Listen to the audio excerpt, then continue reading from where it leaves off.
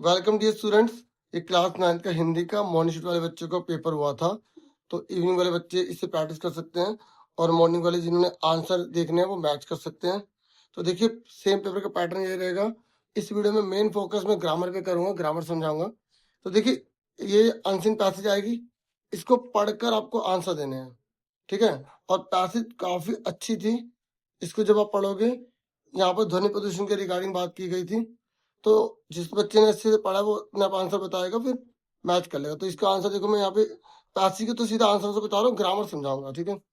तो फिर ये खा नंबर पे है, यहाँ दोनों गलत है। देखो ऐसा नहीं होता कि हमेशा दोनों सही हो, दोनों गलत भी हो सकते हैं। इसलिए इसका आंसर जो है ध्यान से पढ़ के करनी है पैसेज आपको, ठीक है। मैंने ये जो समझाने वाली वीडियो ना, जो पैसेज वाली, वो अलग से वीडियो बनाई थी मैंने, ठीक है। तो यहाँ पे ऑफिशियल आंसर की के साथ बना रहा हूँ, ठीक है। तो खा का सेकंड है, यहाँ पर दोनों गलत है। फिर यहाँ पर इनमें से आपको बताना था, चयन करना है कि आपको पता लगाना है यहाँ पे कौन सी बात पैसेज के अकॉर्डिंग सही थी। तो इसका आंसर जो है वो यहाँ पर ये वाला पहला और चौथा। फिर उसके लिए क्वेश्चन आंसर है, ये आंसर देने थे आपको। ये आपको पैसेज में सर आंसर मिल जाएंगे, आप आंसर देख सकते हो, ठीक है। ये हो गया इसको। और यहाँ लिखा है बच्चे ने जो भी आंसर उचित दिया उसके नंबर मिले। मतलब कुछ आंसर बच्चे को अपने बना के लिखने होते हैं ना, तो जो भी बच्चा लिखेगा उसके मार्क्स मिलेंगे। तो पैसेज तो आप आराम से कर ही लोगे। फिर कविता वाला है, इसमें थोड़ा सा ये प्रॉब्लम हो जाती है कि बड़े मीनिंग अगर ना आए तो, नहीं तो नॉर्मली सब बच्चे कर लेते हैं, ठीक है। यहाँ पे इसको पढ़कर फिर आपको इसके आंसर देने हैं, ठीक है। तो ये देखो पहले वाला ये कह रहा है कि काव्यांश में वर्णित आत्मा को बताया गया। तो देखो वैसे तो आप यहाँ देखोगे ना, सब मिलेगा। आत्मा क्या, अक्षय, अक्षय का मतलब होता है जो कभी नष्ट ना हो, ठीक है। तो ये देखो ये आंसर है, ठीक है। उसके बाद यहाँ पे लिखा है ना, एक बीज सोप जाता है। तो मतलब अगर एक बीज डाला तो वो बहुतों की मदद करेगा, मतलब उसमें बहुत सारे फल निकलेंगे, फिर वो बहुत सारे बीज बनेंगे। तो इसका कहना क्या चाहता है वो, इसके अकॉर्डिंग आपको बताना। तो ये मतलब वो सबकी मदद करता है, दूसरों की हितों की रक्षा करता है, दूसरों का हित करता है, इस तरीके से, ठीक है। देखो पैसेज तो आप ऐसे देख लो बस, ठीक है। ग्रामर पे फोकस करना है। तो हम ये दोनों बातें लिखी हैं, तो दोनों के दोनों यहाँ पे गलत लिखी थी, ठीक है। थोड़ा सा इसको ध्यान से पढ़ना, ओके। तो यहाँ पर दोनों गलत है, तो ये इसका आंसर ये है। देखो ये इन प्रश्नों के आपको आंसर देने हैं, तो इसका आंसर जो है यहाँ पर लिखा है कि बच्चे ने जो भी लिखा है ना उचित लिखा हो, उसके मार्क्स उसे मिलेंगे, ठीक है। और यहाँ पर इसका आंसर जो है ये लिखा हुआ है इन्होंने। तो ये भी आपको इसमें से ढूंढ के बनाकर लिखना थे। अब आ जाओ ग्रामर पर जो मेन है, ठीक है।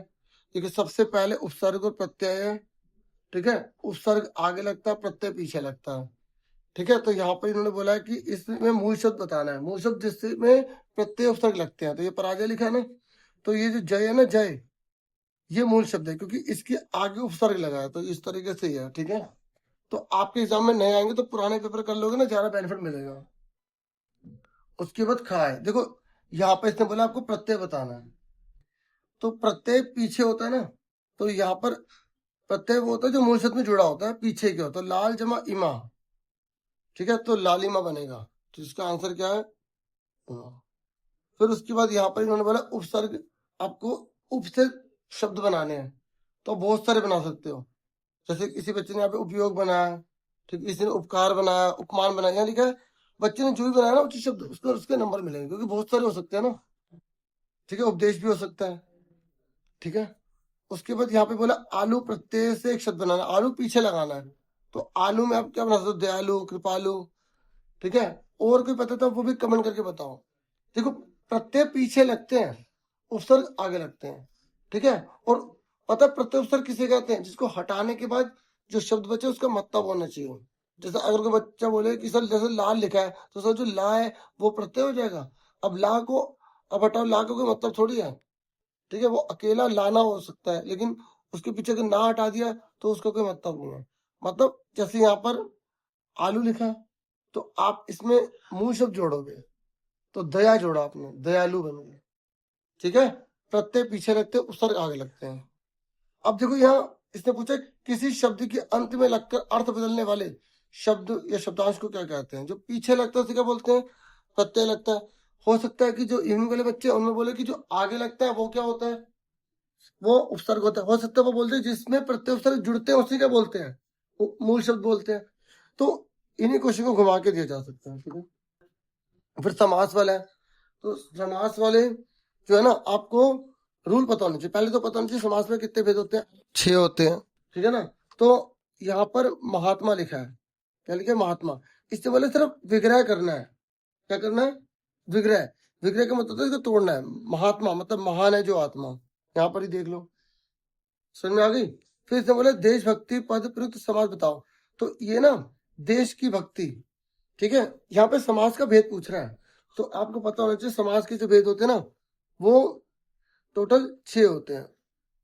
तो द्वंद्व समास जिसमें और लग जाता है, जिसमें डैश लगा होता है, जिसमें दोनों की बराबर वैल्यू होती है, माता पिता रात दिन, ठीक है। द्विगु समास में गिनती लग जाती है, क्या लग जाती है, गिनती लग जाती है। जैसे यहाँ पर चौराहा त्रिभुज, आगे का अक्षर गिनती वाला होता है। फिर आगे देखिए, कर्मधारय समास क्या होता है। कर्मधारय में ना पहला हिस्सा दूसरे की विशेषता बताता है। जैसे नील गगन, गगन कैसे नीला है, ठीक है। बहुब्रीहि समास किसे कहते हैं, इसमें दो शब्द किसी तीसरे के बारे में बताते हैं। जैसे दशानन, 10 सिर है जिसका अर्थात रावण, ठीक है। लंबोदर, लंबा उदर है जिसका अर्थात गणेश जी। पीताम्बर, पीले कपड़े हैं अर्थात विष्णु जी या कृष्ण जी बोल सकते हो। तत्पुरुष समास में ना कारक लग जाते हैं, कारक। कारक का मतलब पता है क्या होता है, कारक का मतलब होता है जैसे रसोई का, रसोई के लिए घर, ठीक है। जिसमें कर्ता ने कर्म को, यहाँ कर्म से स्टार्ट होता है, इसमें कर्म को, कर्ता ने कर्म को करण से, इस तरीके से। जैसे अब आ जाए कि आप बताइए, तो ये सारे के सारे हैं ना तत्पुरुष समास, समझ में आ गया आपको, इसमें कारक लग जाते हैं। उसके अव्ययभाव समास का होता है, इसमें प्रथम पद उपसर्ग होता है। जैसे आ प्रति यथा लग जाए ना, तो वो अव्ययभाव समास है। देखो ये दो सबसे फेमस है, प्रत्येक एक एक, जब भी एक एक लिखा आ जाए ना तो प्रत्येक कर दोगे, और ये अव्ययभाव समास है। और यथा संभव मतलब जितना संभव हो सके, तो जितना संभव हो सके मतलब, तो यथा, ठीक है। अनुसार भी बोलते हैं कि अनुसार। तो जहां पर प्रति लिखा आ जाए, यथा लिखा आ जाए, तो ये अव्ययभाव समास में आ जाते हैं, ठीक है। उसके बाद ये आपको समझ में आ गया। अब इसके आंसर देखो, दिन रात में क्या आएगा, यहाँ पे डैश लग गया ना, तो यहाँ पर क्या आ जाएगा, द्वंद्व समास आ जाएगा। जब दोनों की बराबर वैल्यू होती है, दिन और रात। 4 राहों का समूह में समस्त पद आपको लिखना है, इसको जोड़ना है। जोड़ने के लिए बोलेगा तो चौराहा कर देंगे। अगर पूछता है कि इसका भेद बताओ, तो हम क्या कर देते हैं, यहाँ पर गिनती आ रही तो द्विगु समास कर देते हैं। क्या कर देते हैं, द्विगु समास। फिर कह रहा तत्पुरुष समास के उदाहरण दो। तत्पुरुष समास समझ में आ गया ना, जिसमें कारक ले जाते हैं, जैसे विद्यार्थी हो गया, रसोईघर हो गया, ठीक है। और विद्यालय हो गया, विद्या का आलय हो गया, इस तरीके से। फिर 5वें नंबर पर यहाँ पर है कि वाक्य का भेद आपको बताना है, ठीक है। अब वाक्य का भेद आपको पता है, वाक्य के भेद कितने होते हैं। वाक्य के भेद जो होते हैं वो 8 प्रकार के होते हैं। यानी कि महादेवी तुम कविता लिखती हो, तो यहाँ पर क्या है, क्वेश्चन मार्क लगाना, तो ये क्या होगा, प्रश्नवाचक हो जाएगा, ठीक है। फिर ये झूरी रोकता तो हीरा मोती रुक जाते, तो अगर रोकता तो रुक जाते ना, तो इसका मतलब क्या है, संकेत दे रहा है, तो संकेतवाचक हो जाएगा। 8 भेद पता होना चाहिए। सुमति ने थुक्पा खा लिया होगा, यहाँ पे क्या संदेह प्रकट किया जा रहा है, तो संदेहवाचक हो गया। तुम फोटो का मतलब नहीं समझते, नहीं आ गया ना, तो नहीं किसमें होता है, किसमें होता है, निषेधवाचक। पर यहाँ बोला क्या है, बोला है प्रश्नवाचक। क्वेश्चन पढ़ लेना, बोला इसका प्रश्न बनाओ, तो आप बोलो क्या तुम फोटो का मतलब समझते हो। और आप ये भी लिख दोगे ना कि क्या तुम फोटो का मतलब नहीं समझते, तो वो भी नंबर मिलेंगे आपको, ठीक है। यहाँ लिखा ना, देखो ये लिखा ना, देखो क्या अन्य उचित उत्तर अगर दिया है तो भी बच्चों को नंबर मिलेंगे, क्योंकि एक के बहुत से पॉसिबल हो सकते हैं, ठीक है। कुछ बच्चों ने इसे कमेंट किया था ना, तो मैंने इसीलिए यहाँ पर बता दिया, अगर वो बच्चे देख रहे हो तो, ठीक है। अड़ा कौन सा है, आज्ञावाचक वाक्य का उदाहरण देना, तो आप कुछ भी उचित दे सकते हो। जैसे मेरे गिलास पानी लेकर आओ, ठीक है, बाहर का दरवाजा बंद कर दो, इस तरीके से। देखिए वाक्य की भेद सुन लो, विधानवाचक है, जिसमें पूरी बात सिंपल बोली जाती है, ठीक है। जैसे मैं पढ़ता हूँ, मैं लिखता हूँ, मैं खाता हूँ। प्रश्नवाचक में क्वेश्चन मार्क लग जाता है, संधिवाचक में शायद भी लग सकता है। जैसे यहाँ पर शायद नहीं लगा, लेकिन साफ पता लग रहा है कि ये संदेह कर रहा है, तो आपको ध्यान से वाक्य को पढ़ के करना है, ठीक है। विस्मयादि बोधक में क्या होता है, जिसमें ये लग जाए, ठीक है, विस्मयादि बोधक का साइन लग जाए, वाह कितने अच्छे नंबर आए हैं, अरे ऐसे कर रहे हो, तो इस तरीके से आज्ञावाचक में आज्ञा दी जाती है, संकेतवाचक में पढ़ोगे तो पास हो जाओगे, इच्छावाचक में जहाँ कामना की जाती है, आपको लाइन से पढ़कर पता लग जाएगा, ठीक है, ये सभी सुखी रहें ऐसे, ठीक है। निषेधवाचक में ना नहीं लग जाता, नहीं लग जाता, ठीक है। तो ये हो गया। अब अलंकार जो आपके सिलेबस में ना जो इसमें लिखे वही सिलेबस में है। तो जैसे यहाँ बोला अलंकार पहचानिए, कालिंदी कुल कंदम की डालन, तो यहाँ का आ गया ना, ठीक है। तो ये अनुप्रास अलंकार है, और अनुप्रास किसी का पहला वर्ण समान आ जाए, और ये जब एक शब्द के एक से ज्यादा मतलब होते हैं ना, तो उसको बोलते हैं श्लेष अलंकार बोलते हैं, ठीक है। और जब दो शब्द आए दोनों के मतलब अलग अलग हो ना, उसको बोलते हैं हम यहाँ पे यमक अलंकार, ठीक है। और अनुप्रास अलंकार का उदाहरण पूछ रहा है, आप कोई भी लिख सकते हो, जैसे पीतल के पतीले में पपीता पीला पीला, रघुपति राघव राजा राम, चारुचंद्र की चंचल गन्ने, पहला अक्षर सेम, यही सेम मत उतार देना, कुछ अलग लिखना होता है।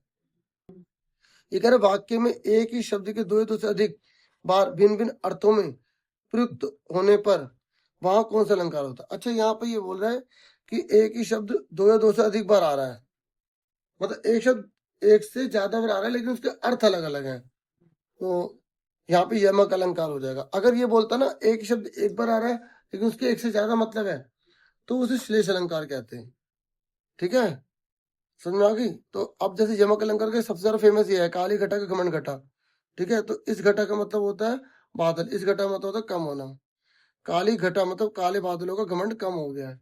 तो जब दो शब्द है दोनों का मतलब अलग अलग हो ना, उसे यमक कहते हैं। जैसे एक फोक फेमस है, वो 3 बेर खाती थी, वो 3 बेर खाती थी, तो एक बेर का मतलब खाने वाले बेर है, एक का मतलब बार है, वो 3 बेर 3 बार खाती थी, ये मतलब था उसका।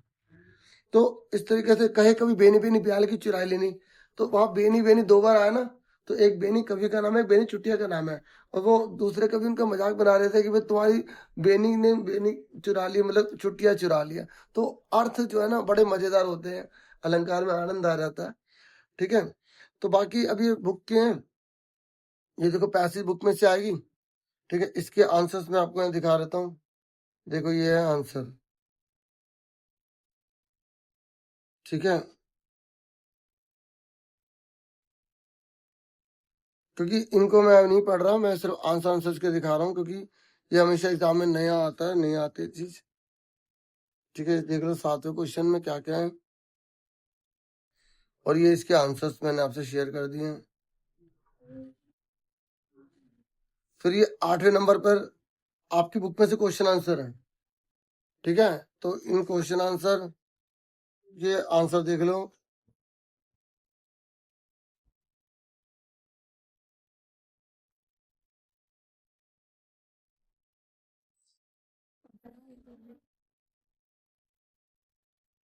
पढ़ना है पढ़ सकते हो आप एक बार, है ना।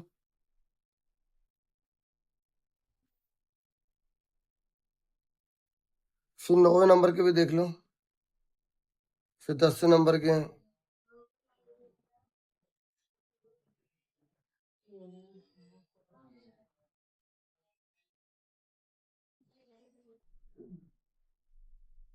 बारहवें नंबर पर देखो, अब मैं पहले पेपर दिखा दूं थोड़ा सा, ये देखो यहाँ पर वही बुक में से आएगी कविता, आपको पढ़ के इसके आंसर बताने हैं, ठीक है। अगर आपने अच्छे से लेसन पढ़े ना, सारे आंसर आराम से कर दोगे।